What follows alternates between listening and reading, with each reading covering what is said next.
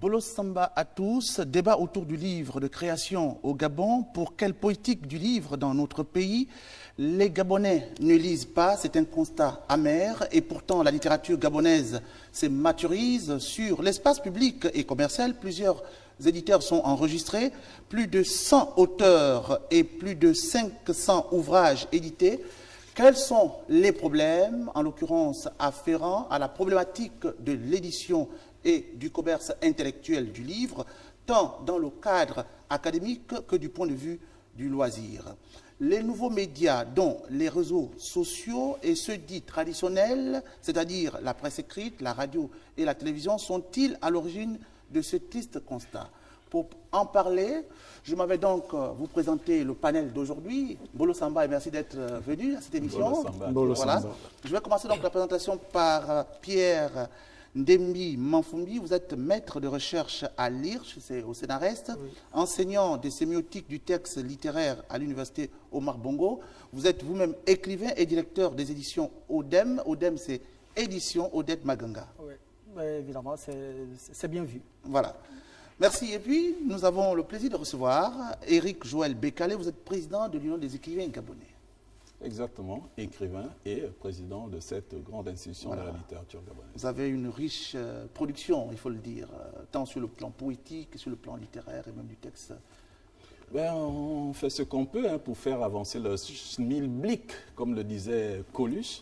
Mais voilà, c'est l'effort que je consens pour l'édification de notre maison commune. Voilà. Bob et Marculin Liamangoy, vous êtes enseignant-chercheur à l'université Omar Bongo. Merci d'être venu sur le plateau d'Agora. Bonsoir. Voilà. En dernier lieu, nous allons recevoir Alno Mathieu Ngwang. Vous êtes enseignant, président de l'Union gabonaise des enseignants pour la culture francophone. C'est tout à fait cela.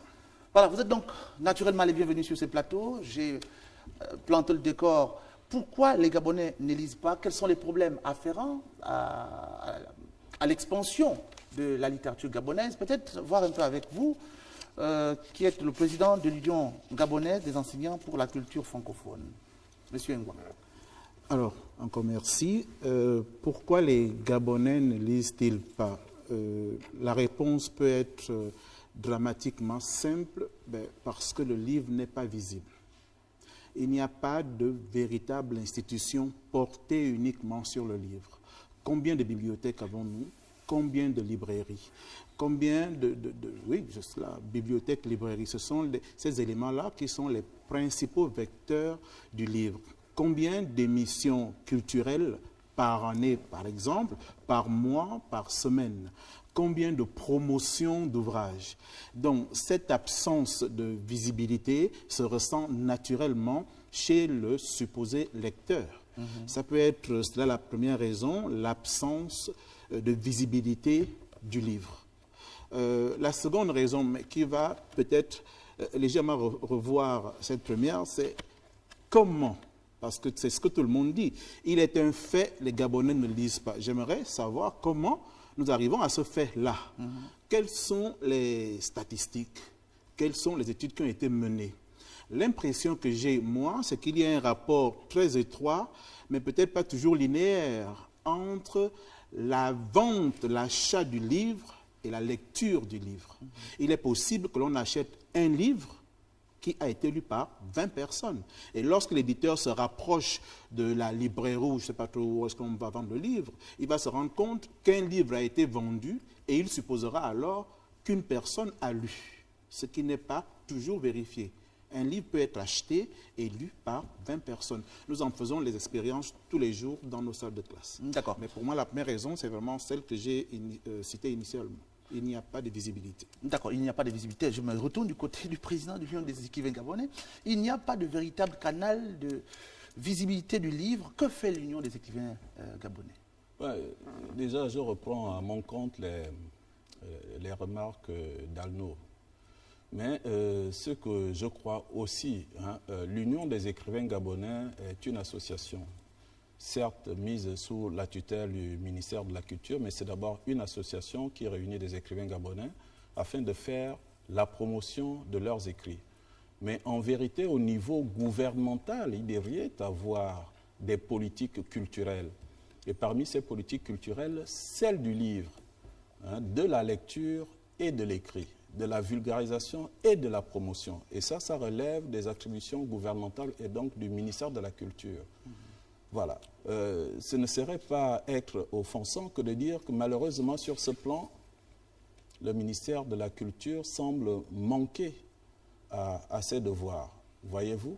Parce que si ce ministère qui a la charge de la promotion de la culture gabonaise ne fait pas cette promotion, alors pourquoi avons-nous un ministère de la Culture? Alno l'a dit, nous sommes aujourd'hui en 2014, c'est-à-dire un peu plus de 50 ans après nos indépendances, nous manquons toujours de bibliothèques. Président, vous pensez qu'en Afrique de l'Ouest, l'expansion de la littérature était forcément liée à l'action du gouvernement? Est-ce que ce n'est pas aussi l'absence de l'action des hommes? Non, les hommes, individuellement, nous venons de le dire, nous sommes plus de 100 écrivains gabonais et il y a sur le marché plus de 500 publications. Ce sont les hommes qui fournissent cet effort. Nous avons une bonne dizaine de maisons d'édition actuellement à Libreville. Ce sont des initiatives individuelles. Mais sous d'autres cieux, vous verrez que le département public soutient l'action de ces hommes-là. Il met à leur disposition un certain nombre de fonds pour que ces hommes puissent s'épanouir et par là même contribuer au développement et à la conservation des mémoires par la publication, par l'édition. Ici, le livre n'est pas subventionné. C'est peut-être pourquoi il coûte un peu plus cher. Ce n'est pas à l'écrivain ou à l'Union des écrivains gabonais, encore que nous l'avons au niveau de notre siège, nous avons une petite bibliothèque, une librairie, mais ce n'est pas à nous de créer des lieux publics de lecture.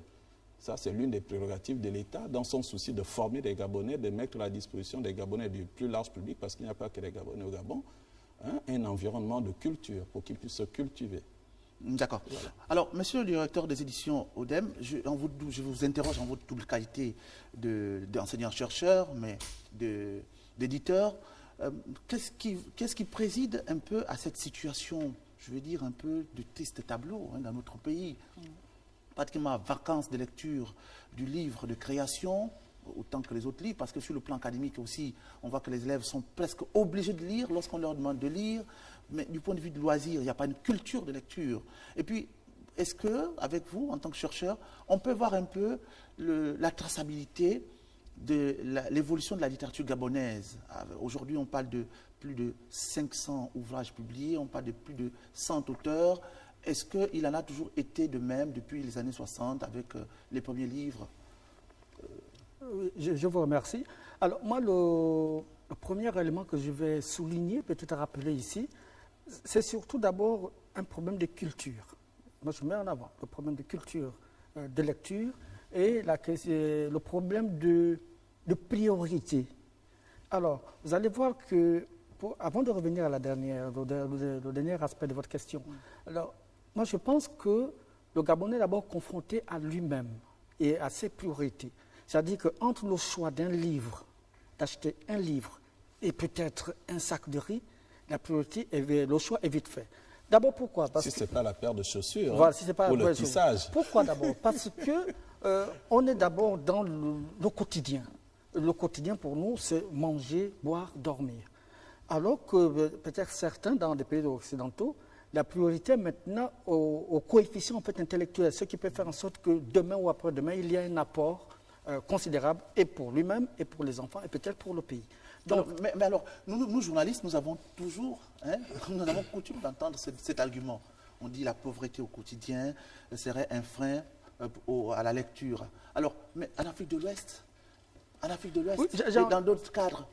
J'en viens. C'est-à-dire, le problème, comme je disais, il y a une question de priorité. Je vais vous dire une chose. Mais le Gabonais est réputé pour dépenser, être jouisseur.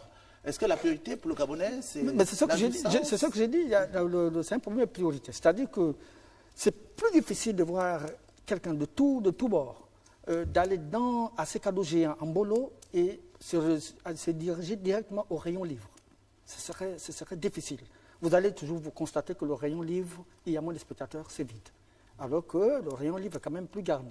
Maintenant, par rapport à... Donc ça n'a rien à voir avec la pauvreté, alors? Non, ça n'a rien à voir avec la pauvreté. C'est une affaire de priorité. Des priorités. C'est ce que je disais. Oui. C'est un problème de priorité. Alors, maintenant, par rapport à l'évolution même de la littérature gabonaise, ou bien des œuvres de fiction, des œuvres scientifiques, je l'ai démontré, je l'ai montré dans un livre, les Écritures, tome 1, tome 2, aujourd'hui nous sommes au tome 3, qui montre effectivement une... Vous ne l'avez pas sur la table, là? Non, le tome 3 et le tome 2, j'ai plus d'autres exemplaires ici. Alors, montre que depuis 2001, on va dire depuis 1971, je vais dire, avec le premier texte des Otumba et quelques écrits qui viennent avant le texte des Otumba, nous enregistrons plus de 107 écrivains. 107, pas 107 titres. Je veux dire 107 écrivains. Avec plus de 500 voilà, donc, ouvrages. Par écrivain, que chaque écrivain peut avoir même 5 à 6 romans. Je vais citer Jean Divasanyama, je vais citer Bessora, je vais citer Okumba Kogé. Vous voyez, donc cela veut dire que les Gabonais écrivent déjà.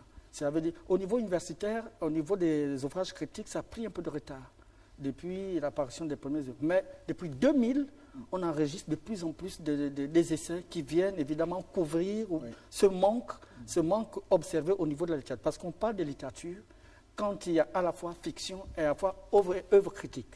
Donc c'est tout cet ensemble-là qui fait. Donc moi je pense que le travail est fait, il évolue, il traîne un peu.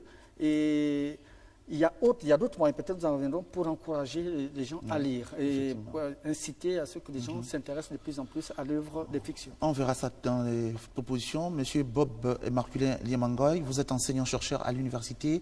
La question, ou plutôt la problématique de la non-visibilité de la littérature gabonaise due au manque de lecture est un problème. Est-ce qu'aujourd'hui, peut-être avec vous, en tant que chercheur, j'évoquais dans mon introduction la question des nouveaux médias, les réseaux sociaux.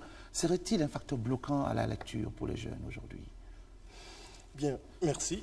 Je ne pense pas que les réseaux sociaux soient véritablement un frein pour la lecture, pour la connaissance du livre gabonais, mais je pense que le manque ou l'absence de lecture de visibilité du livre gabonais réside plus dans les loisirs de chacun. C'est-à-dire, au Gabon, le livre ne fait pas encore partie véritablement des loisirs du Gabonais moyen, du Gabonais lambda, on va dire.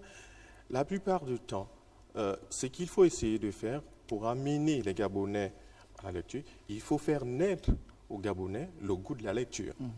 Et je pense que les réseaux sociaux, aujourd'hui, peuvent avoir cet apport-là. C'est-à-dire, on peut passer par les réseaux sociaux pour inciter les individus qui sont réfractaires à la lecture, c'est-à-dire à la connaissance de la littérature gabonaise, à véritablement s'imprégner de la littérature gabonaise.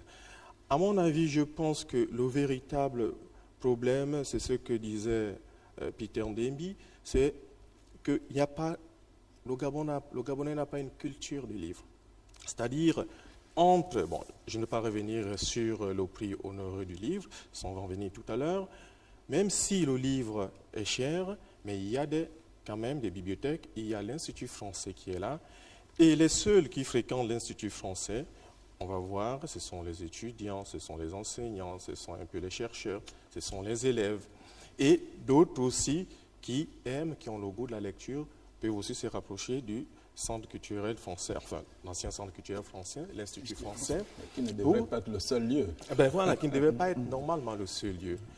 Non, les mairies aussi peuvent jouer ce rôle-là en créant des bibliothèques, des médiathèques, pour faciliter l'accès à la bibliothèque aux différents concitoyens, c'est-à-dire si vous habitez le 6e arrondissement, s'il y a une mairie, et vous avez envie de vous évader un peu, de fuir le quotidien, bien vous pouvez vous rapprocher de votre mairie. Mais aujourd'hui, des constats, c'est que dans les arrondissements ou dans les mairies, il n'y a quasiment pas de librairies. Donc je pense que les réseaux sociaux peuvent évidemment... Le débat est ouvert. Je vais titiller le président. Oui. Vous avez... vous allez me le permettre, vous êtes présenté aux élections. Est-ce que dans votre programme de société, il y avait la question du livre? Mais, et quelle élection déjà? Celle à la présidence de l'UDEG?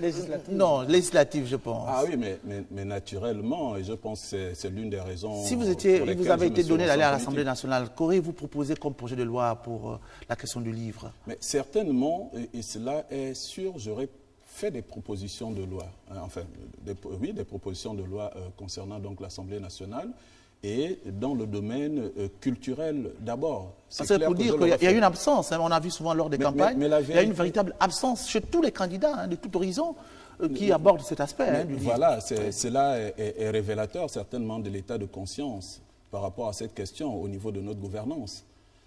Nous avons un nouveau ministre de la Culture qui semble être très volontaire sur la question. Il est nouveau. Il nous a rencontrés, il nous a plutôt reçus. Et tout de suite, nous avons compris que va s'ériger en face de lui un mur qui est au cœur même de la problématique de la non-visibilité et de la non-promotion des cultures gabonaises. C'est celle du budget. Si on n'affecte pas au ministère de la Culture les budgets conséquents pour que ce dernier puisse entreprendre, faire la promotion nécessaire pour les différents éléments culturels gabonais, il est presque évident que cela ne se fera pas. Au niveau infrastructurel, vous savez qu'il nous manque tout.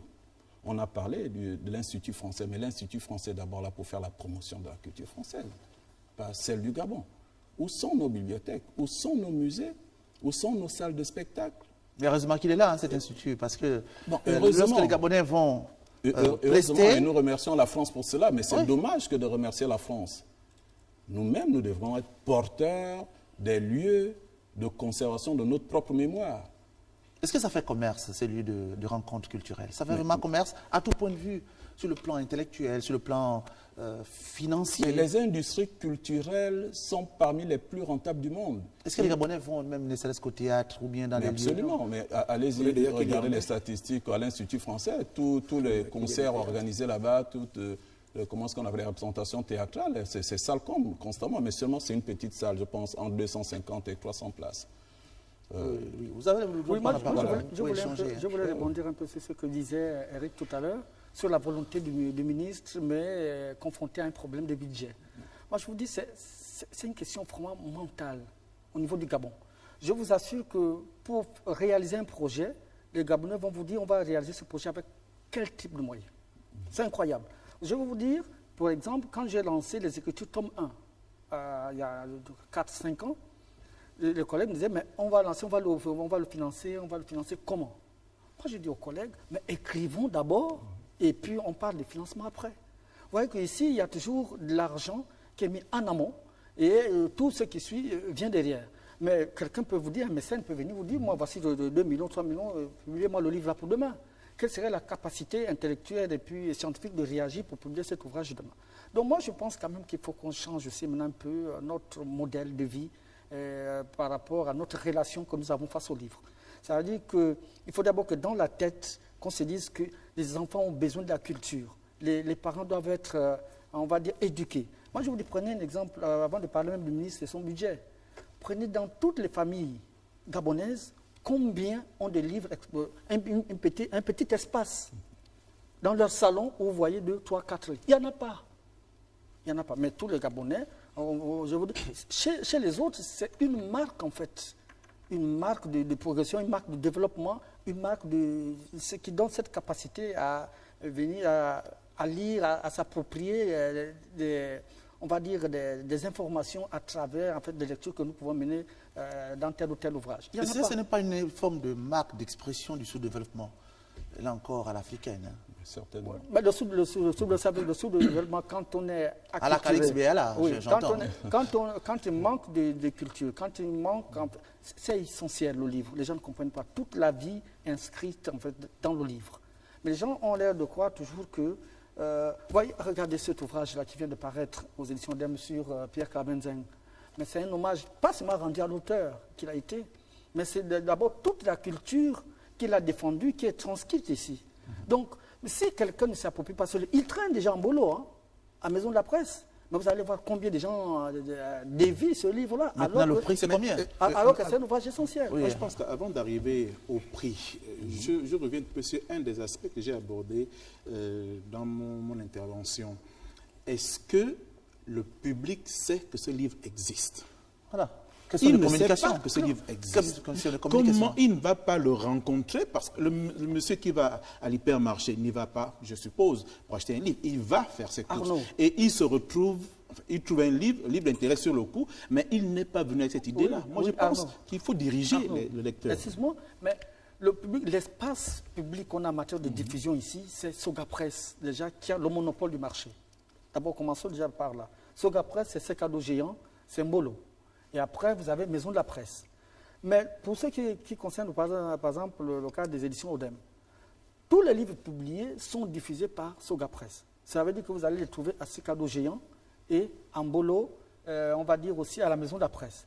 Après, il y a ce sont des médiasphères qui peuvent tourner autour du livre, c'est-à-dire l'espace de communication, l'espace, on va dire tous les autres espaces de librairie. Mais, moi, je vous remercie tout de suite. Je vous ai dit, lorsqu'on s'est appelé, j'ai dit je vous remercie parce que combien de fois il y a ce type d'émission au courant du mois à la RTG, qui est une chaîne principale de diffusion et de communication.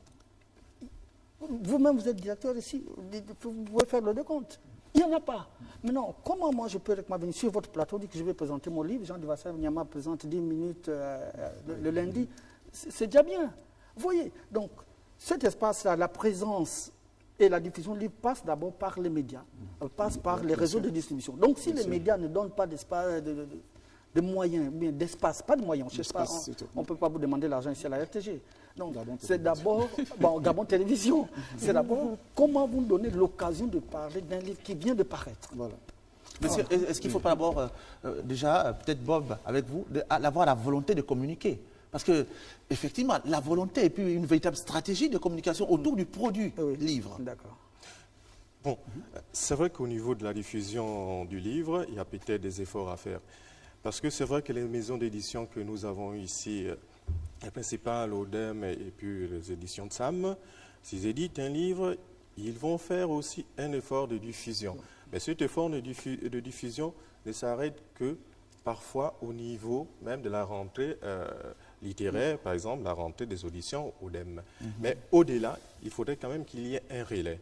Et le relais peut être quoi? Aujourd'hui, nous avons la chance de bénéficier un peu des réseaux sociaux, on en a parlé tout à l'heure, que les réseaux sociaux prennent un peu le relais et que les médias, la presse écrite, la télévision, pardon, la radio prennent un peu le relais, c'est-à-dire qu'ils diffusent. Aujourd'hui, quand on regarde par exemple la presse écrite, l'Union, quand on regarde l'Union, on constate, on se rend compte qu'il y a parfois des noms de lecture. Presque souvent. Presque souvent. Mais combien véritablement s'intéressent aux noms de lecture qui sont dans le... Je ne pense pas. Donc les rubriques littéraires dans les journaux, par exemple, ne sont pas suffisamment lues. Ce qui intéresse peut-être au Gabon, c'est de voir un peu les faits divers, voir ce qui se passe. Donc je pense que pour une meilleure visibilité, on ne doit pas négliger, c'est vrai que la RTG doit jouer son rôle, les médias, les réseaux sociaux doivent aussi jouer leur rôle. Il faudrait que les maisons d'édition se rapprochent maintenant un peu plus des réseaux sociaux, communiquent plus, permettent plus aux réseaux sociaux de véhiculer, d'être un peu le relais entre les maisons d'édition et puis l'éventuel lecteur. Parce qu'il faut aussi chercher à cibler ceux qui sont réticents, ceux qui ne veulent pas lire.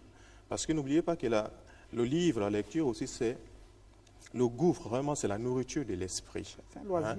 Et entre le lecteur et le livre peut se nouer d'autres relations. Et une fois que ces relations-là sont nouées, je pense que le lecteur, petit à petit, va commencer à s'intéresser au livre et à la lecture. En tout cas, nous, disons à Radio Gabon, depuis 5 ans, il y a un espace de la promotion du livre gabonais fait par un spécialiste, un de vos collègues, Didier Tabar, qui chaque matin, chaque jour, s'entretient avec un auteur gabonais pour faire la promotion du livre gabonais. Mais combien écoute cet espace? Mais moi, je vais aussi vous dire ceci. Le problème aussi, c'est que chez les autres, les médias sont au cœur de l'information, sont au cœur de ce qui se produit dans les maisons d'édition et ont des relations avec les écrivains. Vous allez voir ici, la RTG, Gabon Télévision, Radio Gabon, tous ceux qui sont autour, tous ceux qui peuvent contribuer à la réception en fait, de cet ouvrage-là, sont toujours en attente. Cela veut dire, ils veulent que moi j'ai sorti le livre, après je viens dire à monsieur A, c'est ça, vous pouvez me faire passer à la télé, vous voyez l'autre, vous pouvez parler ça à la radio. Vous voyez, chez les autres, ça ne fonctionne pas comme ça. Mais les autres, est-ce que vous tenez compte, est-ce que vous tenez compte du contexte? Il y a une course à l'information. Il y a un problème. Est-ce que vous tenez compte du contexte sociologique moi, je souhaitais par rapport à ça? Il y a une course à l'information. Oui, mais Peter, est-ce que justement vous tenez compte du contexte sociologique? Quand vous dites chez les autres, dans un espace où il y a 1000 journalistes et peut-être des spécialistes en la matière, dans notre pays, il y a peut-être un sur 100. Moi, je demande au directeur de la RTG, de Gabon Télévision, d'engager même à titre de vacataire ou bien de quelqu'un de non permanent ici, qui peut organiser.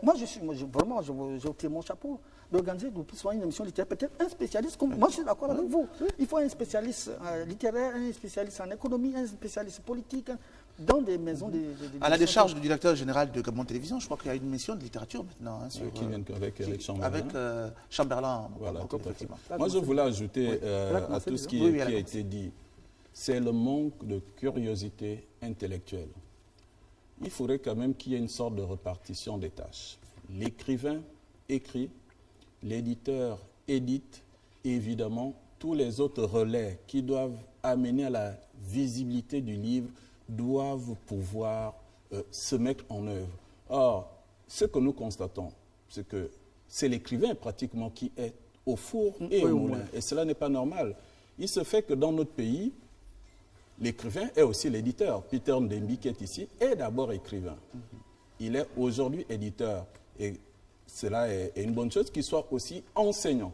Donc finalement, par rapport à ce circuit du livre, il porte 3 casquettes.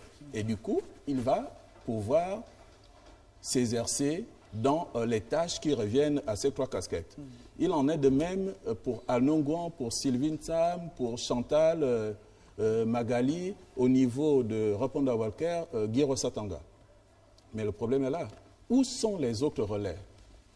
Et ce n'est pas un hasard si nous sommes aujourd'hui sur ce plateau. Celui qui nous reçoit est aussi écrivain. Vous voyez?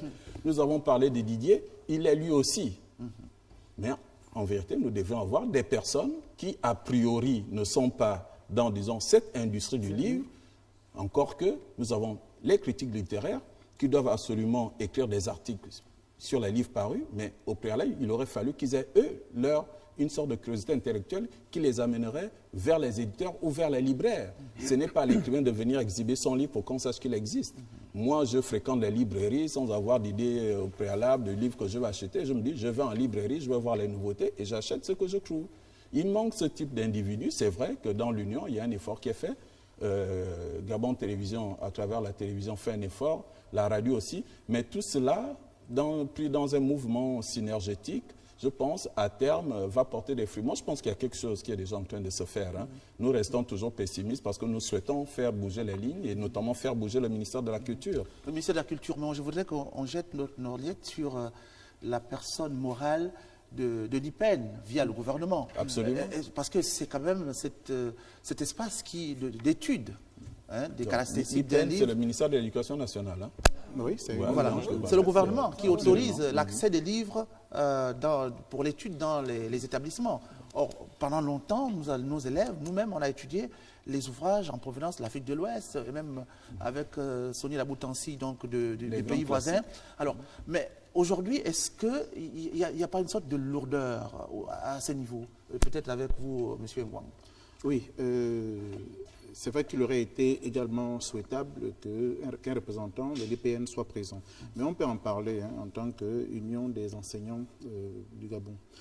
Je ne maîtrise pas, il faut l'avouer, je ne maîtrise pas les critères de sélection des œuvres gabonaises dans les programmes. C'est l'IPN qui en a la charge. Mais ce qui est vrai, c'est qu'effectivement, pendant très longtemps, l'on n'a pas vu le livre gabonais dans les programmes. Mais il peut y avoir 2 raisons à cela. La première est qu'il est noté sur ce document de programme des œuvres, il est notifié proposition des œuvres. Il n'est pas écrit imposition, proposition des œuvres. Que fait l'enseignant? Les enseignants de français, vous savez, ils jouent avec les mots. Proposition signifie qu'il a le choix. Or, lorsque vous regardez la structure du document, eh bien, vous avez dans la même rubrique la littérature négro-africaine et à l'intérieur de cette rubrique, vous avez la littérature gabonaise.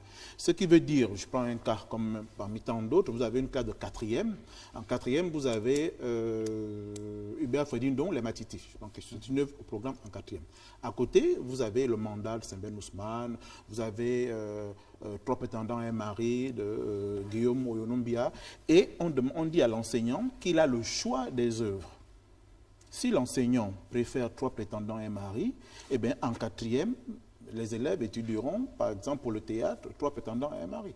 Donc, c'est ce qui a fait en sorte que, pendant longtemps, les jeunes Gabonais se sont dit, mais il n'existe pas de livre gabonais au programme. Il y en avait. Seulement, l'enseignant étant libre du choix, eh bien, pour des raisons qui lui sont particulières, faisait toujours le type. Est-ce que cela n'était pas dû aussi au fait que nombre de ces enseignants, notamment de français, étaient d'origine étrangère? Oui, donc il était plus facile pour ces enseignants d'enseigner une littérature finalement de leur pays plutôt que de choisir une œuvre œuvre. De transmettre leur culture. On parlait de la culture tantôt. Est-ce que finalement, aujourd'hui, la propension de la culture gabonaise ne viendrait pas de ce qu'il faudrait programmer les livres d'auteurs gabonais dans les établissements? J'allais finir mon analyse. Les œuvres sont effectivement présentes.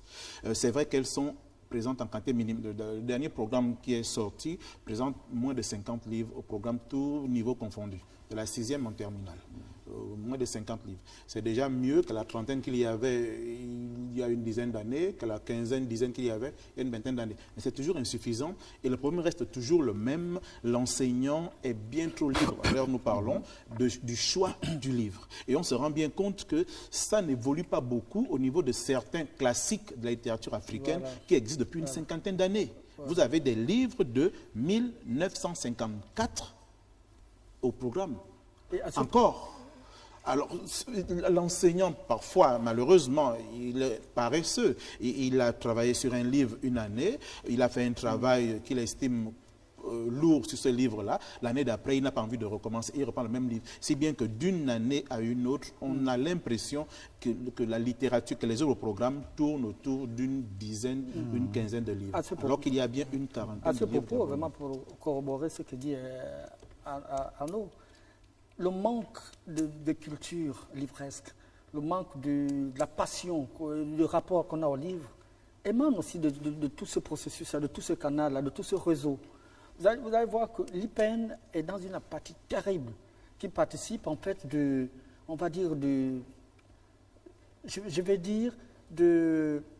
la paresse intellectuelle aussi des enseignants.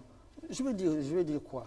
Je veux dire que l'IPN ne va pas jusqu'au bout du travail qu'il lui a assigné.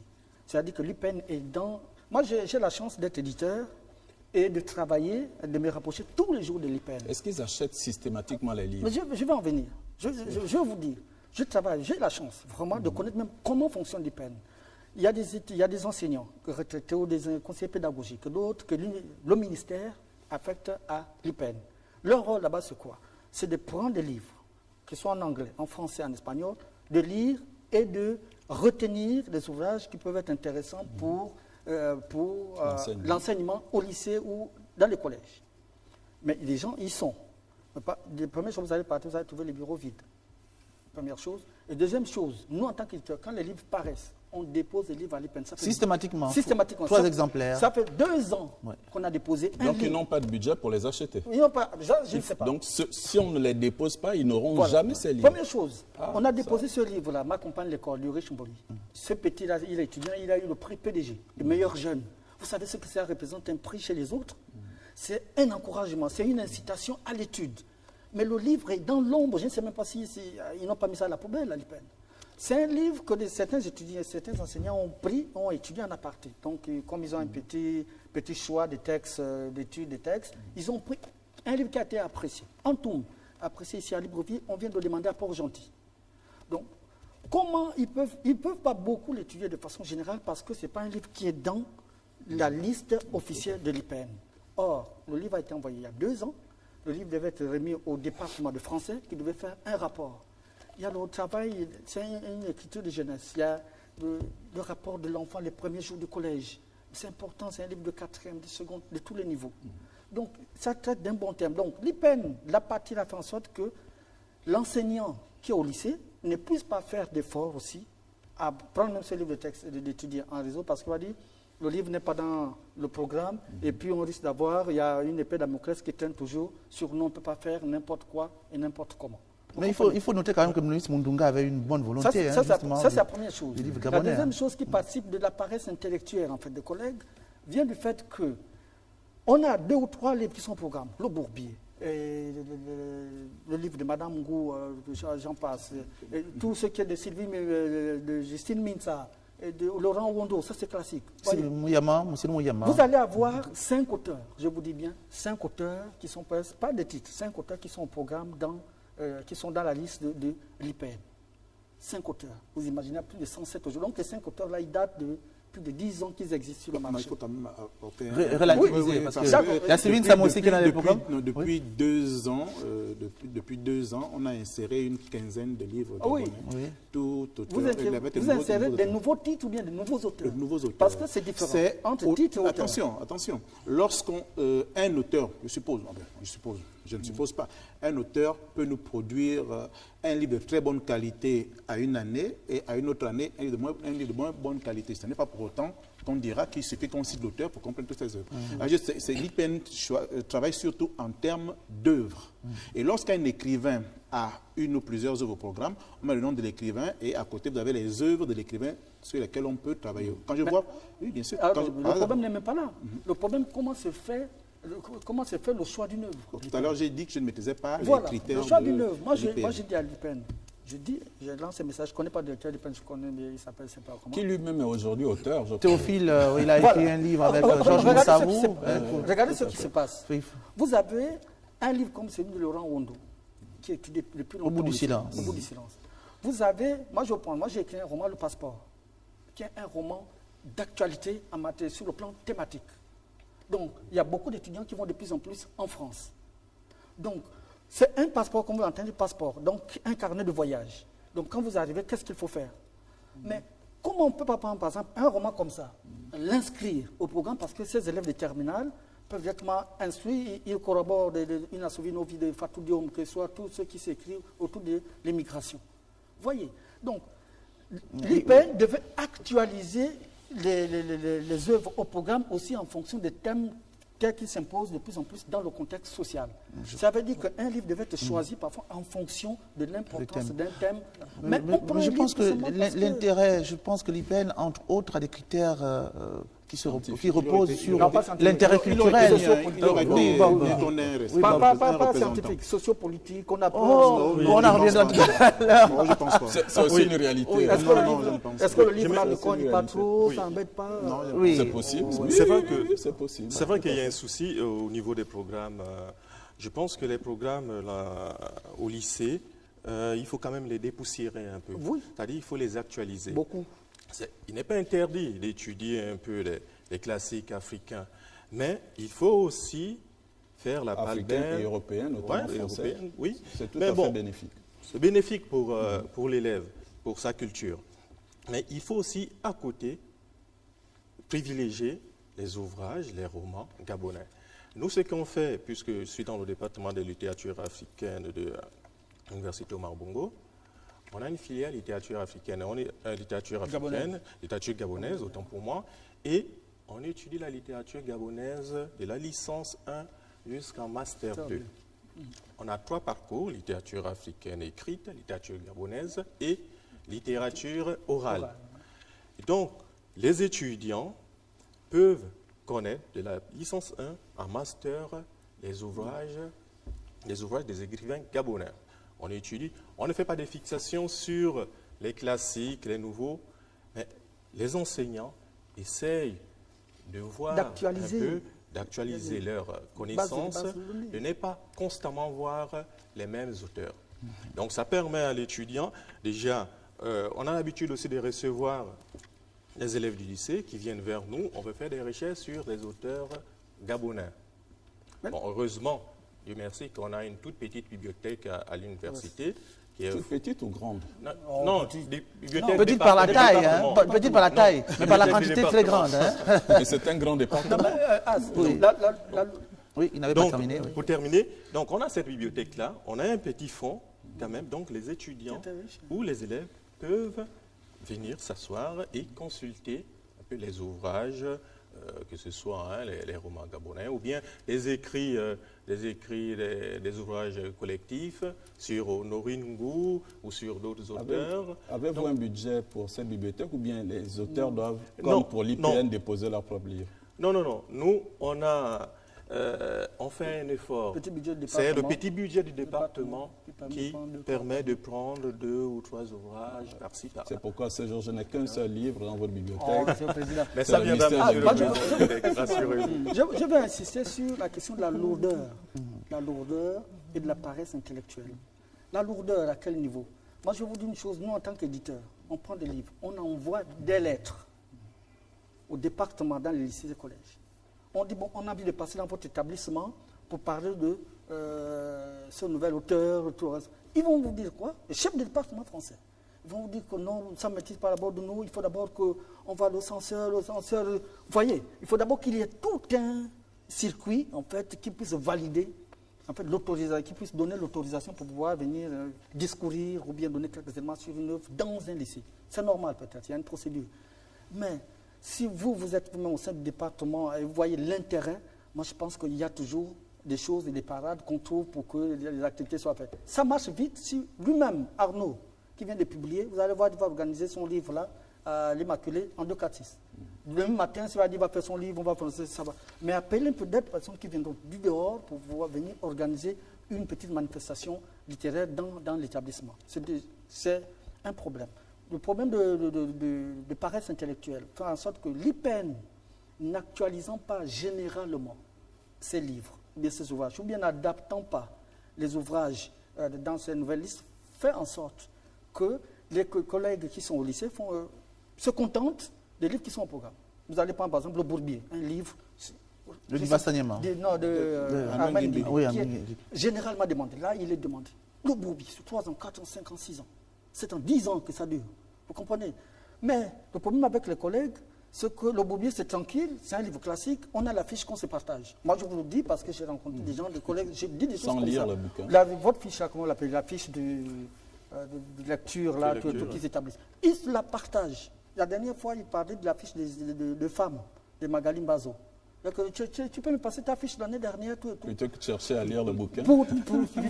C'est un travail intellectuel pour eux de fournir encore après des nouveaux ouvrages. Ce sont les enseignants qui se comportent comme ça. Non, moi je suis enseignant, il faut qu'on se dise les choses. Vous comprenez? C'est un nouvel effort physique, intellectuel à faire pour relire encore ma compagne l'école, refaire une fiche alors qu'il y a une fiche que d'autres peuvent. Donc du coup, vous allez partir dans la majorité des lycées. Dans la majorité des lycées ici, à Libreville ou bien à l'intérieur, vous allez toujours trouver. Au bout du silence, vous allez trouver Le Bourbier, vous allez trouver le livre de Sylvine Sam, vous allez trouver le livre de comment ça s'appelle Justine Minsa. Justine Minsa. Ouais. Au combat Kogi. Je vous dis, généralement, ce sont les 5 là que vous allez trouver chaque année. Ah, si je puisse, moi, je souhaite rapidement me retourner vers le gouvernement. Parce que je pense que c'est à ce niveau que se situe la clé de la problématique qui est posée, parce que cela est de leur ressort. Le président de la République a lancé un mouvement qui est celui de l'émergence, notion économique, n'est-ce pas? Et les pays émergents que nous connaissons en ce jour sont la Chine, l'Inde, le Brésil. On peut même revenir au Japon et aux différents dragons asiatiques. Mais en étudiant leur processus de développement, nous nous rendrons compte qu'au fondement même de leur développement, il y a la culture. Et d'ailleurs, à travers les produits de leur industrie, il y a leur culture qui se balade et qui se vend. Et pour revenir à une notion, je ne me rappelle plus du philosophe qui le disait, c'est par rapport au connais-toi toi-même, hein, et tu connaîtras l'univers et les dieux. Socrate. Pouvons-nous aller dans cet environnement aujourd'hui mondialisé, échanger avec les autres, là on se rappellera de Senghor par rapport à sa civilisation, son métissage sans que nous y apportons un peu du nôtre, sans que nous y apportons notre spécificité. Mais cette spécificité, c'est quoi? C'est la culture. Et cela tombe bien, nous parlons d'industrie culturelle aujourd'hui. Nous avons lancé un nouveau mouvement qui est celui de lutter contre la pauvreté et la précarité. Mais voici un champ, non, on est sur le plan économique et social, voici un champ, les industries culturelles, qui permettent à ces personnes qui ont un petit don, une petite capacité, de produire, de s'épanouir et finalement de subvenir à leurs propres besoins. Monsieur le Président, nous restons un peu sur le volet politique. Est-ce que la... Pas nécessaire, on est dans tout. Oui, d'accord, mais la politisation du volet des œuvres de l'esprit, en l'occurrence, lorsque l'Union des écrivains gabonais se rapproche d'un parti politique pour être primé, est-ce que cela ne participe pas du désamour de façon transversale, par exemple pour les autres sympathisants ou partisans d'autres partis? Est-ce que cela ne participe pas un peu du désamour? Est-ce que ce volet politique ne vient pas assombrir un peu quel est l'intérêt de faire primer les œuvres de l'esprit par un parti politique? C'est une conséquence fâcheuse, tout simplement parce que nous avons une mauvaise lecture des choses.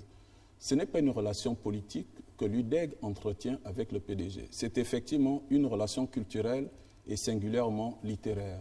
Le Parti démocratique gabonais, effectivement, c'est le plus ancien des partis gabonais et c'est le parti au pouvoir.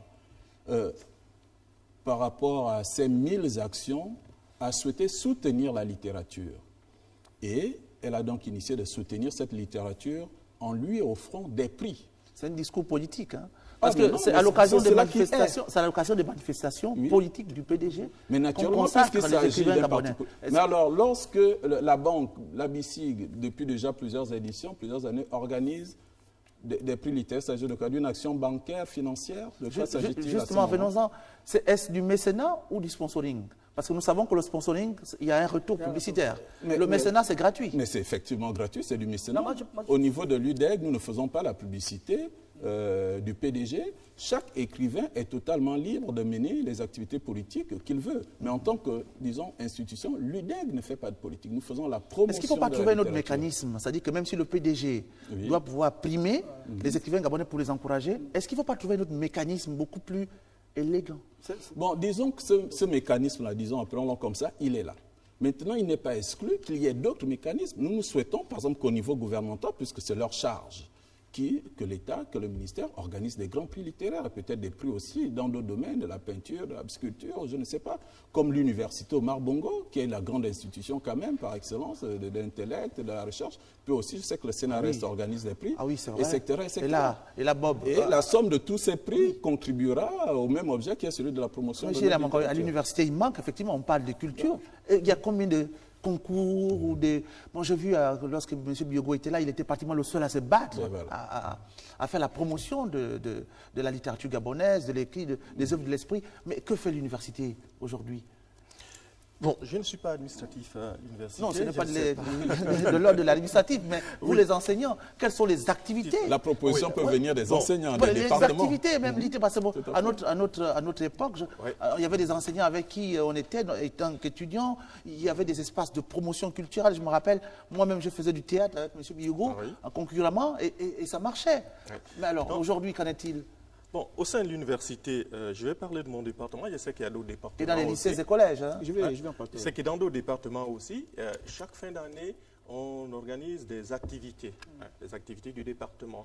Et chez nous, au département de littérature africaine, on fait venir, par exemple, les libraires.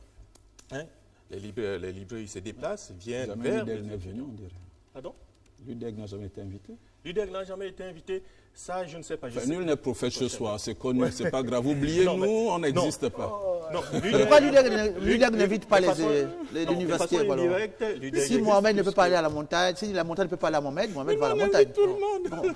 Non, bon, c'est vrai qu'on invite peut-être pas l'UDEG, mais il y a des œuvres des écrivains gabonais qui se retrouvent dans nos différentes activités. Comme par hasard des enseignants de l'université. Oui, donc on a ces activités-là qui se déroulent et je sais que dans d'autres départements aussi, comme en géographie, il y a des activités qui se déroulent. Donc nous, on essaie à notre niveau de faire la promotion lors de ces journées-là des écrivains gabonais. Et il y a aussi des maisons d'édition qui viennent exposer leurs livres, comme cela se fait à l'Institut français quand il y a la présentation d'un ouvrage, par exemple. Bon. Maintenant, au niveau des prix, c'est pas le boulot de l'université. Mais voilà, c'est pas véritablement. C'est en fonction de. C'est maintenant peut-être. Oui, c'est maintenant en fonction peut-être des autorités rectorales, canal, d'instituer un prix. Par exemple, un prix de la Flèche, lettres, un un prix sciences pas interdit. économiques, ainsi de suite, pour un peu inciter les étudiants. Ah non, et dans les établissements disons que scolaires. je peux dire avec fierté que nous sommes l'UGEF, donc Union Gabonaise d'Anciens Politiques Francophones, nous sommes l'association la plus active dans ce qui relève de la promotion du livre gabonais. Pas plus tard que l'année dernière, enfin, il y a 1 an et demi, nous avons... il y a quand même l'UDEG, non? L'association la plus active. Non? Promotion du livre gabonais, il n'y a pas des écrivains gabonais. parce que je vais vous dire, parce que Oui, nous avons mené ce que nous avons appelé une caravane littéraire et pédagogique dans toutes les provinces du Gabon. L'objectif était, il y avait 2 objectifs, un qui nous concerne particulièrement, la méthodologie d'exercice du bac et du BPC, et un second qui était littéraire. Et nous nous déplacions chaque fois avec 2 écrivains gabonais dans la caravane. Et nous présentions chaque fois 2 livres de 2 écrivains gabonais. Donc c'est à peu près une vingtaine d'écrivains gabonais que nous avons présentés aux élèves de tous les établissements, parce que nous faisions 2 vies par province, du fait des moyens que nous avons à notre disposition, 2 vies par province, sauf dans le Goué maritime, nous n'avons fait que Port-Gentil, mais nous faisions 2 villes par province et nous arrangeons à ce qu'il y ait une sorte d'assemblée des établissements qui se retrouvaient à un même lieu pour présenter 2 écrivains gabonais. Nous l'avons fait. Et nous avons également organisé ce qu'on appelait le prix Nyonda des lycéens. Ce n'est pas très médiatisé, mais ce prix existe et chaque fois nous soumettons au jury, que sont les élèves, 10 livres d'écrivains gabonais. Les élèves choisissent le livre qui a marqué leur été et nous présentons l'auteur lors d'une manifestation culturelle. L'année dernière, c'est Honorine Ngou qui a remporté la 5e édition avec Féminin Interdit. Vous voyez, donc depuis 5-6 ans, l'UGEF ne se focalise que sur la littérature gabonaise. L'essentiel de nos activités porte sur la littérature gabonaise. Il est vrai que nous ne sommes pas très médiatisés, mais cela est un fait. On va faire le dernier tour de table en laissant la parole à monsieur le président de l'UDEG. Alors, on va peut-être commencer par l'éditeur ou bien par l'enseignant-chercheur. Bon, vous êtes tous enseignants-chercheurs. Alors, peut-être du point de vue de l'édition, un mot. Aujourd'hui, l'ODEM, on a vu avec Sylvine Sam qui organise des salons. À quand le salon de l'ODEM? Quel est votre système de promotion? Quelle est votre politique du livre? À compte d'éditeur ou à compte d'auteur? Comment vous faites? Dites-nous tout pour conclure. Bon, d'accord. Il faut d'abord savoir que les éditions ODEM s'inscrivent dans une sorte de professionnalisation en fait, de l'écrivain et du chercheur, de tout ce qu'ils produisent. Cela veut dire quoi? Ça veut dire que nous, quand on produit un auteur, on essaie de prendre la responsabilité de le mettre sur le plan national ou international et faire en sorte que l'auteur ne soit plus en fait le mendiant classique qu'on connaît. Parce que, vous savez, chez les autres, l'écrivain ne se balade pas. Amélie Lorton ne se balade pas avec un sac de livres. Donc vous n'éditez pas compte d'auteur? Non, ça c'était d'abord dans l'esprit. Ah, d'accord. Au niveau de l'édition, ça se fait comment? Ça se fait au niveau à compte d'auteur et à compte d'édition. Voilà, à compte d'édition, ça veut dire que vous apportez votre texte, on regarde et on l'apprécie en fonction de la réception, en fonction de la portée que cela suscite. Si ça a un intérêt particulier, parce qu'il ne faut pas oublier que l'éditeur est d'abord un commerçant. C'est comme je dis que moi je vais vendre un produit, le produit là va me rapporter ceci. Donc si on voit que votre livre peut être rentable sur le marché en fonction du thème, en fonction de ce que vous êtes en train de faire, on le prend en compte l'éditeur. Mais ça prend un peu de temps. C'est en cela que l'éditeur est roi. Voilà, ça prend un peu de temps parce décide, que, ça prend un peu de temps parce que il y a encore aussi un problème d'inculture éditoriale ici au Gabon, même chez les auteurs confirmés. Parce que les gens croient que le livre, c'est comme si c'était le pain, l'imprimerie. Du style que dès que vous avez donné, on le photocopie et le lendemain il sort. Donc c'est fait que le livre à compte d'éditeur met toujours un peu plus de temps.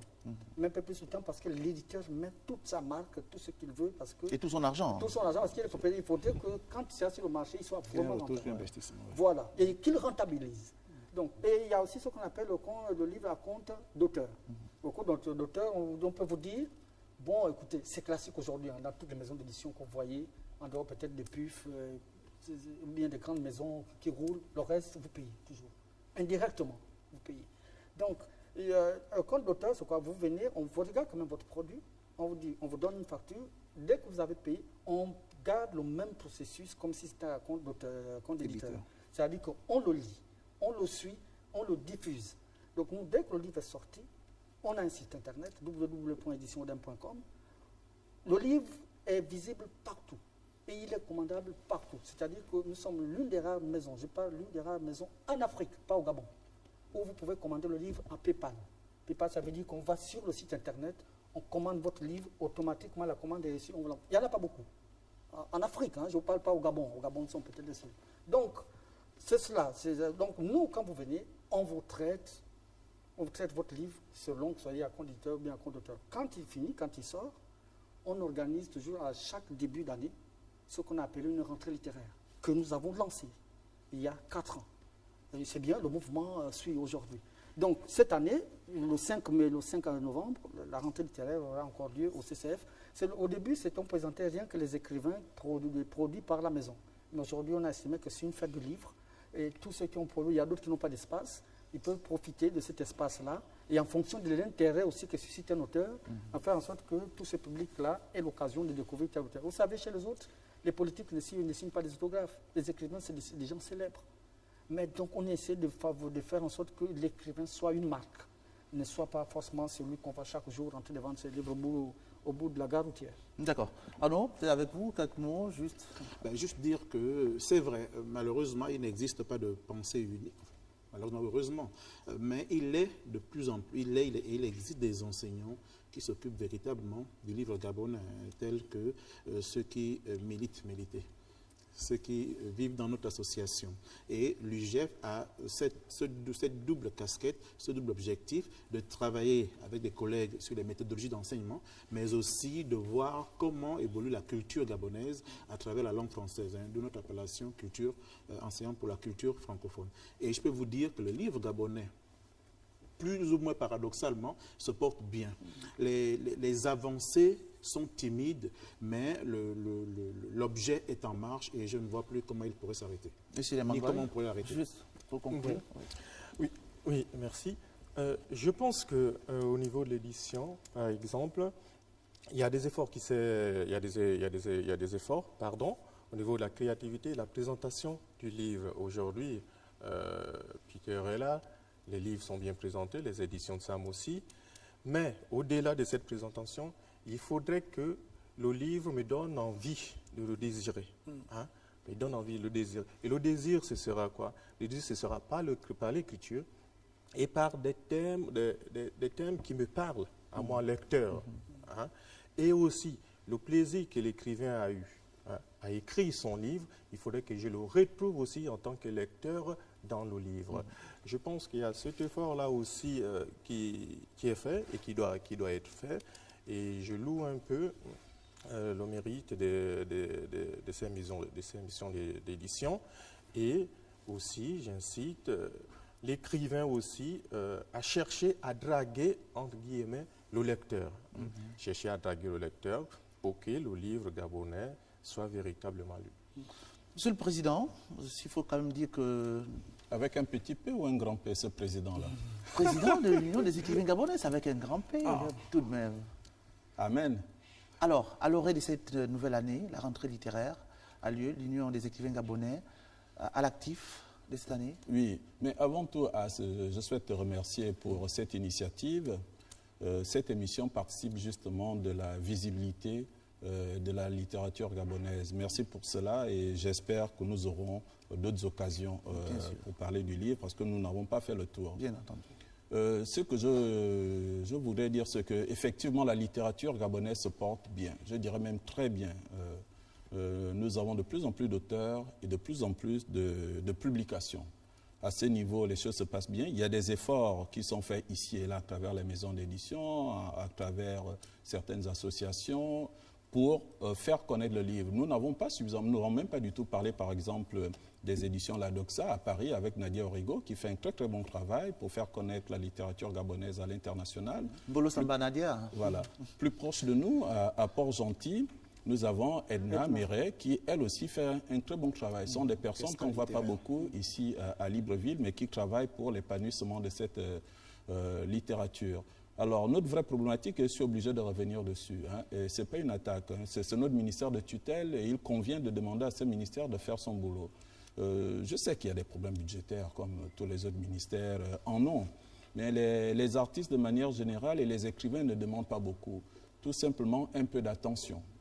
Un peu d'attention Et il revient à ces politiques-là, à ces leaders-là, à ces ministres-là, de nous accorder ce peu d'attention dont on a besoin, parce que nous participons de la préservation, de la conservation, de la mémoire. C'est-à-dire, dans 2 siècles, on lira encore des livres gabonais. Ce sont des traces, ce sont des creusets de repères par rapport à notre pays. Et c'est pourquoi cela est extrêmement important que la production livresque soit soutenue. Qu'elle soit soutenue par le gouvernement, parce que tous nous disparaîtrons. Nos enfants, petits-enfants et descendants, à travers ces livres qui retrouveront nos traces. Donc voilà cet autre message que je souhaitais porter à l'adresse de ceux qui nous gouvernent. Et puis, comme tu le disais, l'Union des écrivains gabonais, qui est la première, la plus vieille structure d'écrivains et donc de littérature au Gabon, elle existe depuis 1987. C'est elle qui a initié la caravane littéraire aujourd'hui exécutée par l'USM, ce qui est très bien. Nous faisons la promotion de cette littérature depuis très longtemps et nous continuons. L'Union des écrivains gabonais a 2 événements majeurs très prochement. Nous organisons à partir du début du mois de novembre des cafés littéraires à notre siège qui est situé à lui, au niveau du bus de Raponda. Il s'agirait tout simplement tous les mercredis, 1 fois ou 2 fois, disons, et là il ne s'agit plus de tous les mercredis, par mois de recevoir un auteur, un écrivain pour nous parler de son œuvre devant un public qui viendra. Nous allons faire notre rentrée littéraire nous aussi, après donc inspiré par les éditions ODEM, et c'est bien d'être inspiré, d'avoir donc des repères. Ce sera notre 2e rentrée littéraire au niveau de l'UDEG au début du mois de décembre. Cela se passera certainement au Conseil économique et social, mais nous n'avons pas encore totalement ficelé ce projet. C'est-à-dire, dans l'immédiat, voilà ce à quoi l'UDEG va s'atteler. Merci, Président. Merci à vous tous d'être venus sur le plateau d'Agora. Agora a consacré sa session d'aujourd'hui sur le livre. Surtout, félicitations aussi, on ne l'a pas suffisamment noté, à la littérature féminine, parce qu'on voit de plus en plus de femmes et de belles dames, écrivent aussi bien dans la poésie que dans le roman. Oui. Et il y a aussi des auteurs à l'intérieur du pays. Oui. Je cite M. Bounzanga, vous avez reçu, voilà, qui est du côté de Port-Gentil, là, et puis bien d'autres qui sont à l'intérieur du pays. Bonaventure, Kassam, Indou. Voilà, effectivement. Kiamouila, effectivement. Donc, Agora, c'est terminé aujourd'hui. Nous allons donc prendre rendez-vous pour la semaine prochaine pour d'autres débats et d'autres tours de table. Merci, au revoir.